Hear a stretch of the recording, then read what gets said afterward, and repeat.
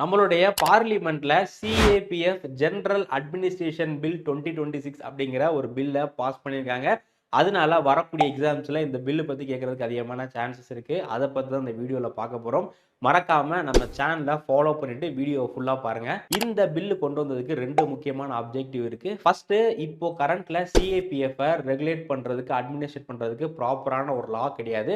அதனால இந்த பில்லு கொண்டு வந்திருக்காங்க. 2வது, கரண்ட்ல சிஏபிஎஃப் உடைய டாப் போஸ்டிங்ஸ்க்கு நிறைய ஐபிஎஸ் ஆஃபீஸர் டெபுடேஷன்ல போடுறாங்க. அதுக்கு நிறைய அப்போசிஷன் இருந்துச்சு. அதை கரெக்ட் பண்றதுக்காக இந்த பில்லு கொண்டு வந்திருக்காங்க.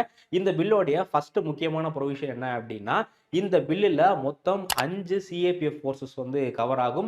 First, border security force, CISF, CRPF, Indo Tibetan border force, Sashastra Seema Bal அப்படிங்கிற இந்த 5 ஃபோர்ஸஸுமே இதுல கவர் ஆகும். 2வது, இந்த ஃபோர்ஸஸ்க்கான நோடல் ஏஜென்சியா மினிஸ்ட்ரி ஆஃப் ஹோம் அஃபேர்ஸ் போடுறாங்க. இனிமே இந்த ஃபோர்ஸஸ்க்கு எல்லாமே ரூல் மேக்கிங் பவரை மினிஸ்ட்ரி ஆஃப் ஹோம் அஃபேர்ஸ்க்கு தான் கொடுக்குறாங்க. அது மட்டும் இல்லாம இந்த ஃபோர்ஸஸ் உடைய ரெக்ரூட்மெண்ட், ப்ரொமோஷன், போஸ்டிங் இந்த மாதிரி எல்லாத்தையும் இந்த லாக்கு கீழே கொண்டு வர்றாங்க. இந்த பில்லோட இன்னொரு முக்கியமான விஷயம் ஐபிஎஸ் டெபுடேஷன். சிஏபிஎஃப்ல இன்னுமே ஐபிஎஸ் ஆஃபீஸரை டெபுடேஷன்ல போடும்போது டைரக்டர் ஜெனரல் போஸ்டிங்ஸ்க்கு 100% ஐபிஎஸ் ஆஃபீஸர் டெபுடேஷன்ல போடலாம்னு சொல்லிருக்காங்க. அது இல்லாம ஐடி போஸ்டிங்ஸ்க்கு 50% ஐபிஎஸ் ஆஃபீஸர் டெபுடேஷன்ல போடலாம் அப்படிங்கிற மாதிரி சொல்லிருக்காங்க. பட் இந்த பில் அப்படிங்கிறது சுப்ரீம் கோர்ட்டோட ஜட்ஜ்மெண்ட்டுக்கு அகேன்ஸ்டா இருக்கு அப்படிங்கிற மாதிரி நிறைய பேர் அப்போஸ் பண்றாங்க. இதை பத்தி உங்களுடைய கருத்துக்களை மறக்காம கமெண்ட் செக்ஷன்ல பதிவு பண்ணுங்க. Thank you. Veranda IAS, where your dream becomes reality.